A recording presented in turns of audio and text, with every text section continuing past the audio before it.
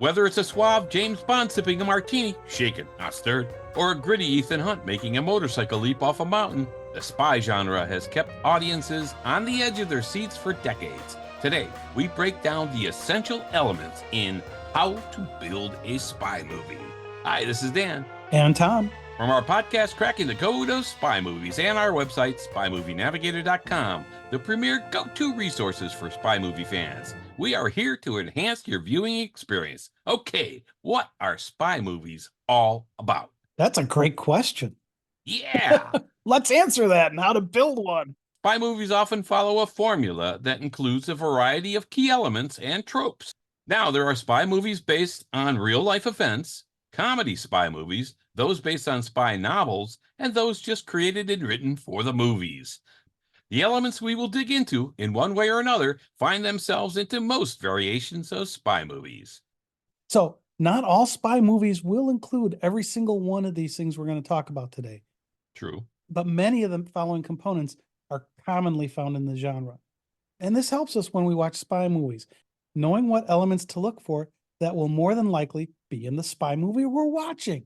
Yeah. So having the formula makes it easier for us, the audience member, to kind of follow what's going on. All right, before we start, let's just say that we were at David Zaritsky's and Joe Darlington's Gather-All in Fairfield, New Jersey, August 3rd and 4th. And what a blast. Oh, it really was. It really was. We met so many fantastic people. We met a bunch of people who listened to our show, and they had some really nice comments about the show. We met, of course, David Zaritsky and Joe Darlington, Morgan Lisney, Mike Reyes, Bill Canis, Alex Lamas, Stu Basinger, Justin, Cooper Ness, and a whole bunch of others. Fantastic. Yeah, absolutely. And what I liked too about this thing was they had these clothes guys there because they're, Darlington and Zaritsky are really all about the Bond experience and the clothes. Yes. So they actually had tailors there where you could get a suit or a shirt bespoke made for Good you. fit. Yeah, right there. It was right there. It was really cool. And the thing that was interesting to me about the whole thing was there was a trivia section, right? So there was a trivia game that was played. Yep. But most of the conversations that I had with people were not breaking down Bond movies. It was their background in Bond and more of that. Fun. Yeah. And so I kind of felt like you got to know these people we were talking to. Absolutely. It wasn't just, like you and I, one Bond geek talking to another, right? It was people talking about their Bond experience less than the movies themselves.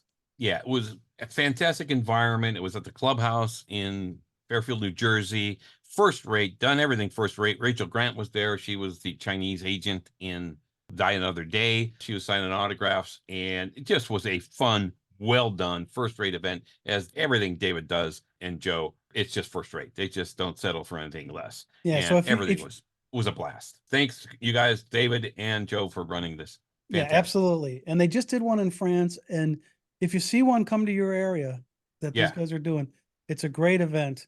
It was great to meet some of our listeners too. And boy, did we had a few martinis, I have to say, till about 1:30 in the morning. It was a great event. there were a few martinis consumed. Yeah. We also like to give a couple of shout outs here too for folks who just gave us some comments on our recent episodes. A shout out to John Moss, Jim Phelps, and Stephen Saltzman. Yeah, Stephen Saltzman. That's Stephen Saltzman. Exactly. Thanks, guys. We appreciate you giving us feedback on our podcast episodes. We absolutely do. All right, let's get to the elements of the spy movie, and we're going to start building our spy movies. Now, we got 15 elements that we think are in most spy movies, and those elements that make spy movies entertaining and intriguing. Number one, the spy. or the protagonist. You can't have a spy movie without a spy, huh? You can't even call it a spy movie then. All right. At the heart of most every spy movie, you'll find secret agents, highly skilled individuals who often operate in the shadows. They're masters of combat, intelligence gathering, and many have specialized skills like marksmanship or martial arts. Whether they work for government agencies, private organizations, or rogue factions, their mission is clear: protect their country or interests. The stakes are always high and danger always lurking around every corner. Often, The center of attention and what the spy movie is based on and built around is a suave, highly skilled agent. For example, James Bond or Ethan Hunt, Harry Palmer, Jason Bourne. And that's one of the elements that makes it cool. Yeah, now I agree with the highly skilled part unless it's a comedy. Because there are a bunch of comedies where they're not highly skilled and they just kind of bumble their way along. Right. Yeah, I mean, think about Spies Like Us, right? love it. Yeah, great. Right. So in the comedy, they can be bumbling. Yeah, the man who knew too little. Oh yeah, and The Man Who Knew Too Little. Yeah, that was good. However, I do disagree with being suave as a needed attribute for being a spy. Take Alec Leamis in The Spy Who Came In From the Cold. Oh, yeah. Harry Palmer in his series wasn't very suave. I mean, even Jason Bourne was not very suave. He was pretty gritty. So I wouldn't call him suave, but in these cases, they were highly skilled. Yeah. Okay, all right. I'll give you that. Although Harry Palmer was pretty good. He was a great chef. He was a great cook. He loved coffee. He liked the finer things in life. He just didn't have the money. All right. I'll agree with you on that. Plus, sometimes an ordinary person is thrust into extraordinary circumstances, like we see in many of the Alfred Hitchcock spy movies, where an ordinary citizen is now dragged into an espionage scenario, like in the 39 Steps, Secret Agent, The Man Who Knew Too Much, Notorious, The Lady Vanishes, Sabotage, and many others. Yeah, and I'll agree with you on that. That's a good point on those. All right. So number 2. Yeah. How to build a spy movie is you have to have a mission. Gotta have a mission. So often the fate of nations or even the entire world hangs in the balance, and it's often on the shoulders of our favorite spy, or at least the spy in the movie. Spy movies crank up the stakes because failure is not an option. So the consequences could be earth-shattering, or in the case of Moonraker, galaxy-shattering. Yeah, there you go. So visualize a ticking time bomb in a crowded marketplace or in a bus like we saw in Hitchcock's Sabotage. Oh, yeah. Or maybe a satellite launch that could trigger global chaos, or a nuclear threat that can wipe out millions of people. Our heroes race against time, against all odds, putting themselves at risk to prevent disaster. Yeah, and we've seen all of those scenarios in spy movies. So this is good. Espionage is the name of the game. Spies infiltrate enemy organizations, steal classified documents, decode cryptic messages, all of that stuff. A high stakes assignment involving espionage, assassination sometimes, theft, infiltration, all that good stuff. They're the ultimate puzzle solvers, too, piecing together fragments of information to uncover hidden plots, targeted locations, or villains' lairs. Imagine microfilm hidden in a hollowed out book or a ciphered message that reveals a double agent's true identity. Suspense and intrigue keep us guessing until the final reveal, but it's all there. Yeah, absolutely. And Dan, don't forget, there's so often a MacGuffin that must be retrieved, or else the world is over. I mean, the nuclear missiles in Thunderball, the knock list in Mission Impossible, the thumb drive of nuclear device locations in the recent My Spy, The Eternal City movie. This is the key to many spy movies for decades upon decades, and it continues with a different twist here and there, or stopping a catastrophic event, or uncovering a conspiracy. Stop an individual who creates evil for the world, or stop a megalomaniac who might just destroy the world or its people. Yeah. So examples of this would be Moonraker, The Spy Who Loved Me, You Only Live Twice. There's a bunch of movies that fall into this category. Yeah, that's good. All right. And now let's look at number 3, the gadgets. Okay. Sometimes you don't always have gadgets, right? But gadgets, high tech, often fantastical gadgets provided by a resourceful inventor or organization like Q and James Bond. Sometimes they're simple gadgets, a Geiger counter in Dr. No, and sometimes invisible cars like in Die Another Day. But oftentimes there are gadgets. Yeah, I mean that invisible car thing was pretty lame. But we have to remember that some spy movies have very few or no gadgets. So most have some, but they aren't required, right? So if you look at Five Fingers or even some of the Hitchcock spy movies, they aren't gadget movies. No. But more and more, predominantly because of the influence of the James Bond movies, we see cool gadgets in spy movies. Yeah, And the gadgets can range from weaponry to surveillance equipment to vehicles to disguise gadgets a spy can carry in their pocket to space stations, for example. It's like, yeah. Yep. All right. But enough of gadgets. We know gadgets permeate a lot of spy movies. And you're right. James Bond movies influence many other spy movies to come for the gadget end of things. Let's look at the fourth element, the villains. You got to have a villain, right? A nefarious antagonist with grand ambitions. Again, often world domination, cornering a market, or catastrophic destruction. Any of those. They are a threat to geography or to the world or Yep. to a bunch of people. So tough stuff. So the mission for the spy is to attack and stop the villain from doing nefarious things. Yeah. So, Dan, the blueprint for a spy movie, it's not just one thing. So Yeah. maybe we should acknowledge that here, talk a little bit about it here, but maybe we want to do a how to build a spy movie villain or something episode down the road. Yeah, that's a good idea. That would be fun. Let's do that. All right. But let's look at a couple now. Quantum of Solace. Hey, Dominic Green, he wanted to control the water in Bolivia. Or Moonraker, or Drax wanted to create a whole new race for the world. Often in the old days, it's a country like the Soviet Union that is the enemy, from Russia with Love, or a sophisticated world organization like Spectre or Hydra in the Marvel Cinematic Universe, or the Syndicate in Mission Impossible. Even in Notorious, the Hitchcock movie, there was a movement to resurrect the Nazis. Or look at the 39 Steps. They had their evil organization called the 39 Steps. And behind all of these were some villain. Yes. Yeah, you got to have the villain. Yep. Individual villains may have a distinctive physical trait too, or a personality quirk. Blofeld, for example, or Hagi in Spione. They are often surrounded by henchmen or a loyal team. Yes, we need henchmen too. We like that. They have a team. They're an appendage of the villain. Yeah.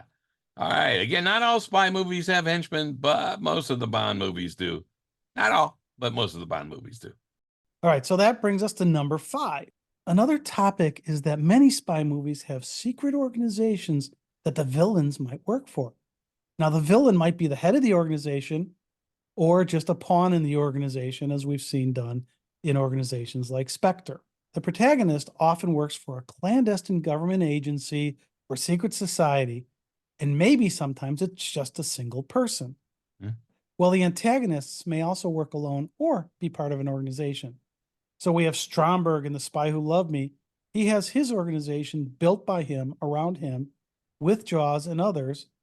But most often we see a foreign government or some potent world organization like Spectre, Quantum, the 39 Steps, the Syndicate, and others that are the enemy, which makes them much more difficult to defeat because it's not an individual, it's an organization. Yeah.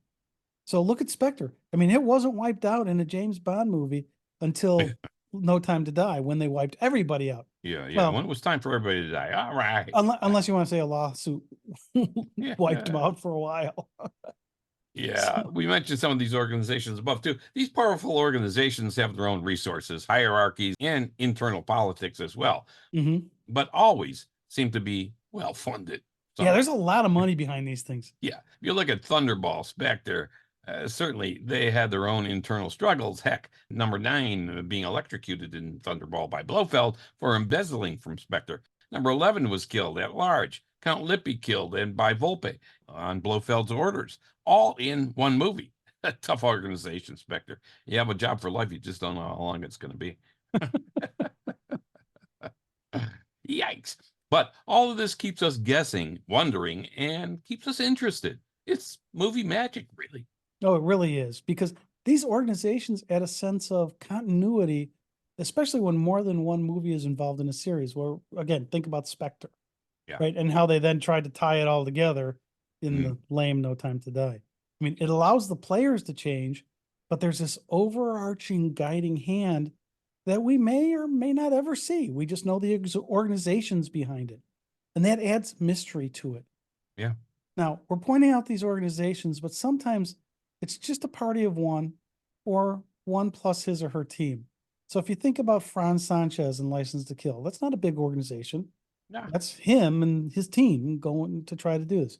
Same thing with Max Zorin and A View to a Kill. Or, I mean, even Goldfinger isn't really right. part Yeah. of a big organization. It's him trying to corner the gold market. Yeah, he's got people working for him and stuff and all that, putting the gold in the car and all that, but still not Yeah, this huge specter kind of thing. yeah, exactly. So a spy movie can work with or without an organization. We often see an organization over them.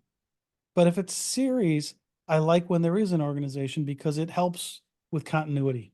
Yeah. All right, let's look at the sixth element in spy movies, and it's in many spy movies, the femme fatale or allies. All right, we're going to look at both of those elements here combined. Every spy needs a mysterious, alluring counterpart. Enter femme fatale, perhaps a seductive agent with her own agenda. She might save our hero or lead him astray. Imagine back alleys, smoky clubs, exotic worldly locations where secrets might be shared or learned, or where dangerous relationships unfold. All of this stuff happens in spy movies. But we know that the femme fatale has often made an appearance in a spy movie. This could be a mysterious and alluring woman who may be an ally, a love interest, an enemy, or all of those things. Is she trustworthy and on your side or deadly? Who knows? That's the excitement. In many James Bond movies, they are either turned to the good side by Bond or are eliminated one way or another. That's what makes that fun because you really don't know. You gotta watch the movie, the spy movie. You are as much of a misogynist as James Bond is. I mean, or maybe Wow. I should say used to be, right? Because they screwed that up with Yeah, Craig. But yeah, pretty soon he'll be vaping Bond. yeah, exactly. Now, although I get where you're going with this, and one of my favorites here is Anata in GoldenEye. Yeah, I yeah. mean, she squeezed out a great performance. Yeah, okay. Yeah, yeah, yeah. Yeah, she That was squeezed that was out. a Dan-like pun. Wow. Yeah, she was a good squeezer. Yes, exactly. Man. All right. She didn't want her victims shaken or stirred. She wanted them squeezed. Squeezed. Yeah. All right. Ally. Now let's look at allies. Allies, of course, can include other agents, informants, or local contacts who assist the protagonist. Allies are a welcome addition to the spy movies. We love it when our hero gets the help that they need. We enjoyed immensely Felix Leiter as a true James Bond ally, for example. Absolutely. Yeah. So oftentimes our hero has help in these spy movies. It could be an organization that helps, like the CIA, Interpol, MI6, or specific individuals from these organizations, or sometimes a law breaking organization like in On Her Majesty's Secret Service with Draco's organization. It's interesting when the writers and authors bring a new twist to this concept, like they did with On Her Majesty's. Oh yeah, All right. you've got a bad organization who's actually becoming your ally here. Yeah, And that was cool. yeah, and I don't think James Bond would have finished a mission without the large amount of help he gets from a wide number of people. I would And say he would have failed at most missions, yeah, really, without exactly. help. And if you look Sometimes at he gets help from the femme fatale. yeah, exactly. Sometimes he gets help from Felix Leiter. And yeah, I think in most cases he would fail. Yeah, and that's where it's interesting with what they've done with Mission Impossible in that they've built the team. So your allies are Yes. built in with the way they do that. Yeah. And I think having these allies helping you out is really good because it allows people to have different perspectives and more importantly, different skill sets. Yeah. So it's Uh, not that your main spy is a computer genius. That's what Q's for, yes. Right. right? All right. Let's look at number 7, the exotic locations. Come on, you got to have Oh, those, yeah, you right? gotta have those. Spy films often take us on a globe-trotting adventure. From Monte Carlo to Morocco, from snowy Austrian mountain towns to the sun-drenched Caribbean islands, the settings are as diverse as the missions. So close your eyes and imagine rooftop chases in Istanbul, car chases through Rome, an elegant soiree in Paris. The world becomes a playground and backdrop for espionage. Now, open your eyes and watch some James Bond movies, and you'll see all of what we just mentioned on the Well, screen. even the Mission Impossible movies, right? I mean, Yeah, so yeah, it's really cool the way they actually bring that together. yeah. Bond has influenced it, but they were doing this a long time ago, right? The Man Who Knew Too Much. They were in Morocco, so this was a concept, especially early on, where people weren't traveling that much. this did bring the world to them in these spy movies, because even 1962, Jamaica, people weren't flying to Jamaica for vacations and stuff.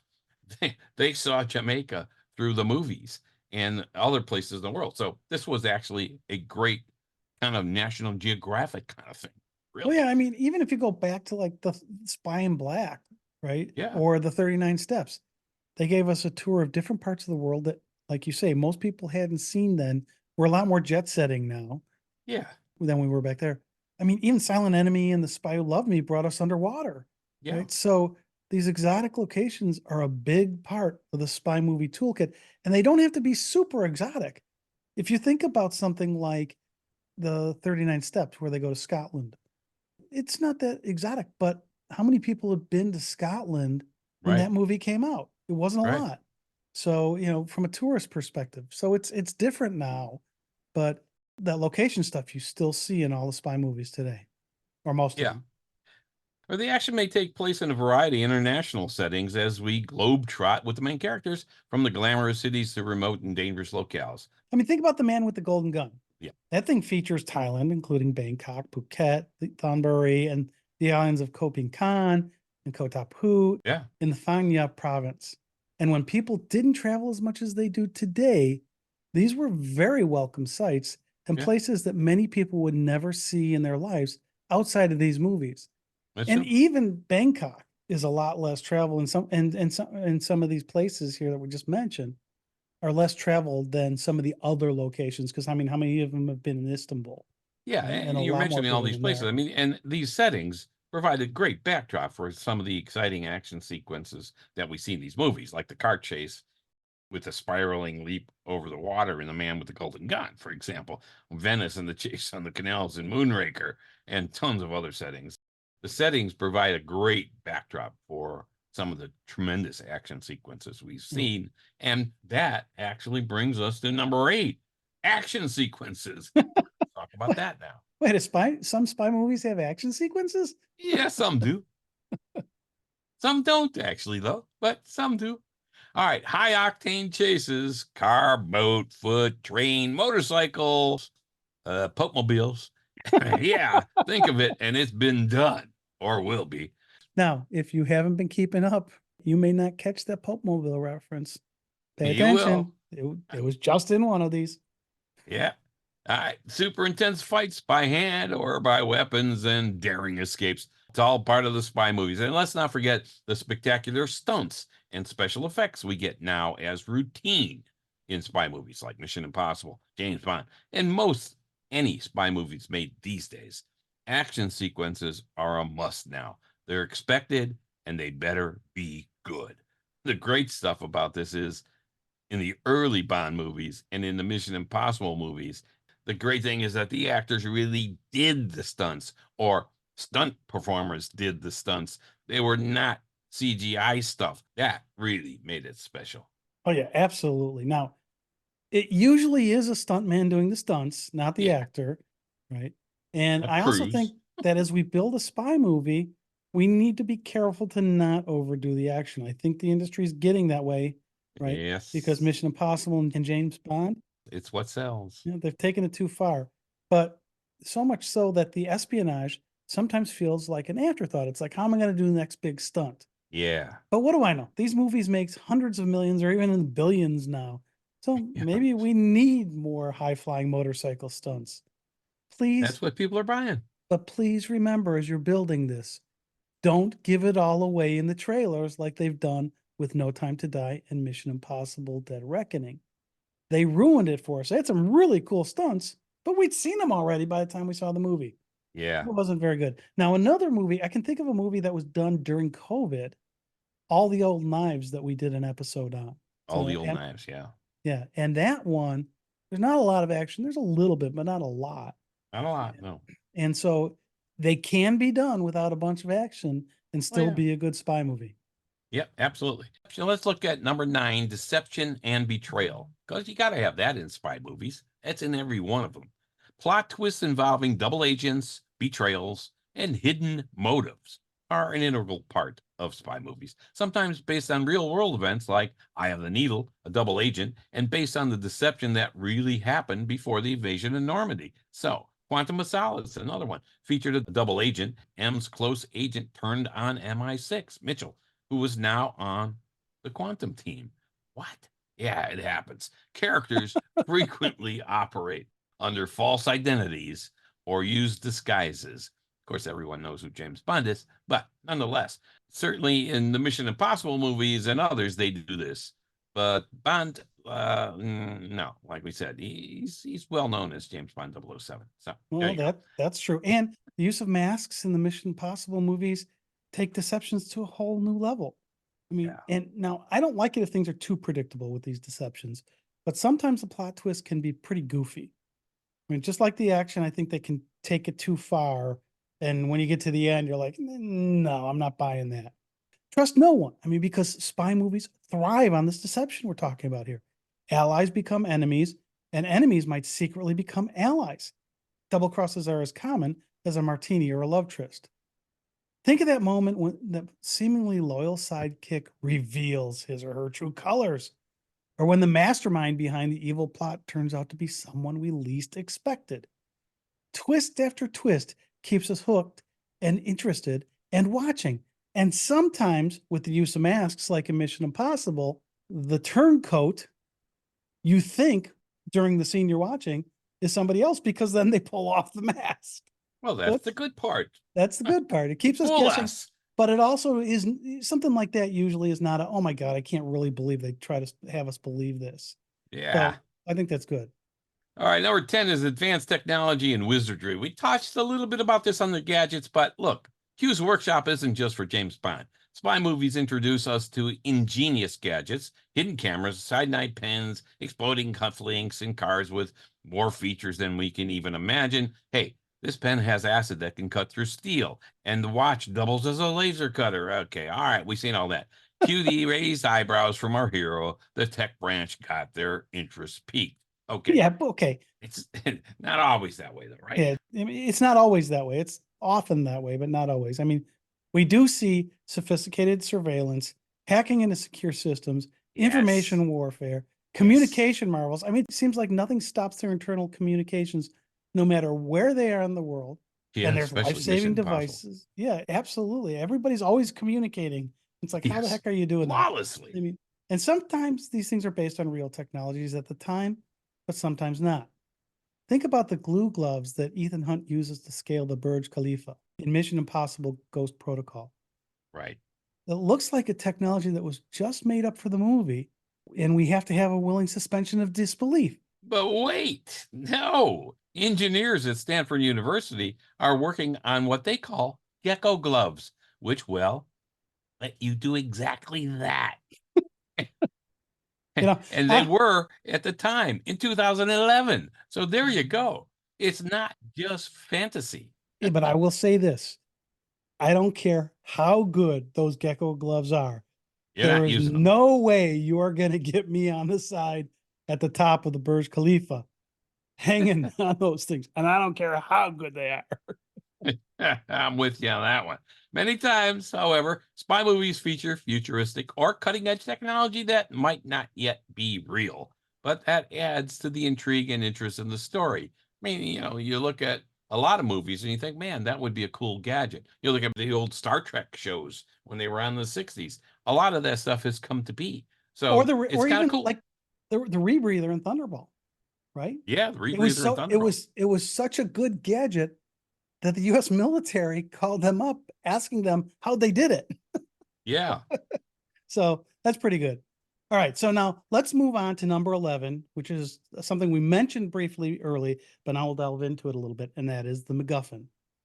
So the MacGuffin is an object, device, or piece of information that drives the plot and is highly sought after by all parties. Yeah, I we mean, and mentioned this those. is in lots of spy movies. I mean, Hitchcock coined the term MacGuffin way back when, right? So the mission almost always involves this concept, whether it's the ATAC and For Your Eyes Only, the knock list in Mission Impossible, stolen agent lists, the Mr. Memory stuff from the from the 39 39 steps, right? Yeah. So each side must chase getting their hands on something or retrieving this whatever it is from the other party. Whether it's a physical item or valuable intel, a MacGuffin is used as an important element in most spy movies because the item doesn't really matter. Yeah. It's the pursuit It's that the matters. pursuit. Excellent. All right. Number 12, intelligence and strategy. The spy uses their wits, training, and knowledge of tradecraft to outmaneuver adversaries. This often involves puzzles, codes, and intricate planning. Okay, this is cool because we're on the side of our spy and want him or her to succeed. And we want them to be well trained, have the abilities to assess a dangerous situation, rely on their training and knowledge to call up a potential, if not risky, solution to the problem facing them, whether they're confined to a cell, about to be killed with a laser, or whatever, and then they succeed. This is one of the things we loved about James Bond until the end. Uh, Resourcefulness is critical in situations. Remaining calm, being able to think through a solution quickly, these are parts of a great spy and elements in most spy movies. Okay, so let's take something like the Heroes of Telemark, right, Yeah. that we just did. There was a lot of intelligence and strategy involved in that, right? Yeah. And it was different kind of spy work than we see in something like James Bond. So Mhm. it's kind of interesting how they can take this and twist it and let this knowledge go on. But you also said something about our side. Yeah. Remember, there's always two sides to this, especially when Everyone you're has talking, a side. well, especially when you're talking about a war movie like the Heroes of Telemark. Because from the Germans' perspective, that was a big failure, right? And the German spies behind that didn't get their job done. Right. And so there's two sides to these things, and we often forget that because of the way they portray it on screen, Yeah. But we want our side to win. whichever that side is. All right. Which then leads us to number 13, moral ambiguity. That Right? leads right into that because that's Yes, exactly what we're talking about. exactly. Because we talk about this a lot because it is reality. I mean, we Absolutely. think without moral ambiguity, the story would not be as compelling. What will our spy do in this situation? Better yet, what would we do? How would we act? Characters, including the protagonist, often operate in morally gray areas. And the line between right and wrong can be blurred, adding depth to the story. But I guess when one's young, it seems very easy to distinguish between right and wrong. But as one gets older, it becomes more difficult. The villains and the heroes get all mixed up. And that, of course, was our friend Mathis Yeah. in Quantum of Solace. Yeah. And I think that statement, and we've played it before because it does a great job defining this moral ambiguity. Yes. It And is the definition of it. I mean, spies live in this world of moral ambiguity and the grayness, like you talked about, which is why it really is a part of every spy story. Whatever side they are on is the right side, doing what must be done to get their mission accomplished for their side is the key and only thing important. That's the way the world really is. And that's what we see in these movies. Foreign and enemy spies think the same way. The heroes and the villains all get mixed up, just like Mathis said. Thank you, Mathis. You're like a regular guest on our show with that quote. with that quote is for sure, because Yeah. moral ambiguity is such an important part of spy movies. Yeah. All right. 14, stylish presentation. Come on. We got to have something really cool to look at. Again, often, but not always, the protagonist has a distinctive style from their clothing to their demeanor to their worldliness to their looks in general. This always reminds me of David Zabriskie with the Bond experience, with all the clothing and stuff like that. There is a look to some of these spies, certainly Bond, for sure. The film's aesthetic, including set design and cinematography, often emphasizes sophistication and elegance, enhancing the protagonist's image and providing wonderful backdrops for the story to unfold. Well, and you're talking about stylish presentation. So some of that comes into the cinematography, right? So you're Yes. talking about the, how they're dressed or whatever, but the cinematography, how are The they sets. presenting an area that you're in, whether it's a on-site locale or if it's a set. Yeah, And Ken they, Adams sets, man. yeah, can you present that gritty, or is it stylish? Is it suave? I mean, what is that presentation? There's a lot of control to that. What's the color palette you're using? I mean, Right. all of that comes into this whole stylish presentation, even to the point of taking a protagonist or a villain and having them look a certain way, maybe not suave, but they look the same way throughout the movie. Yeah, So when we talked to Roberto Schaefer, the director of photography for Quantum of Solace, he was talking about the color palettes that they chose for Yep. that movie were similar to the color palettes they chose in Goldfinger and so on. All these kinds of things go into the stylish presentation, are all important. it was the same movie. Yeah. Right? Quantum was really close to the plot point of Goldfinger. You got water instead of gold. Yep. Very important. They always say the next world war will be over water. There you go. All right, let's look at our 15th and last point, tension and suspense. You got to have that or you have no movie. If you don't keep us on the edge of our seats, what good are you? The narrative builds suspense through high-stakes situations, close calls, and the constant threat of danger. This is what makes so many action, adventure, and spy movies so compelling. Great screenplays, direction, cinematography, and acting make great movies. And of course, the storyline many times will include a climactic showdown between the protagonist and the antagonist. Yeah. Who will win? How will they win? Who's on our side? Will there even be a definitive winner? Will layers be blown up? Yeah. Key figures injured or killed? What is this scene going to bring? And that's really cool because you build the tension right and the suspense, and you can nail the audience with how you actually release that tension. Yeah, how a movie can sustain the suspense and the drama, that's a magic elixir for movies, really. Are we on the edge of our seats wondering what will happen now? If so, hey, they've done a good job and it's a good movie. All Well, right. if they don't blow it with the marketing, right? Yeah, right. With No Time And to they don't Die, keep with us on the Mission edge. If Impossible. we've seen it all ahead of time, no good. Well, even the Kingsman, right? Even Kingsman, the Golden Circle. Yeah. Harry was supposed to die in the first one. The trailers blow it and tell you that he's back. It's Yeah, like, that's right. So keep the suspense and don't blow it in the marketing, please. Where's the thinking here? All right, these elements combine to create the excitement, suspense, mystery, and wonder, and allure, of course, that define the spy movie genre. To the degree all of these 15 elements used are well done, which involves all of what we just talked about in writing, acting, direction, cinematography, lighting, locations, character depth, and more. If it's all well done, the movie can be a cinematic success. And that makes us very happy. Yeah. So there you have it. A blueprint for a pulse-pounding, interest-keeping, heart-thumping spy movie. Keep your wits about you. The next time you see a shadowy figure in sunglasses, they might just be saving the world or plotting its downfall. Yeah. Watch out. All right. That's a wrap of how to build a spy movie and what excites us all about spy movies. This has been Dan And Tom of SpyMovieNavigator.com and our podcast show, Cracking the Code of Spy Movies. Subscribe to our show right now. And hey, tell a friend about our show too. That helps us a lot. Thanks for listening. We appreciate it.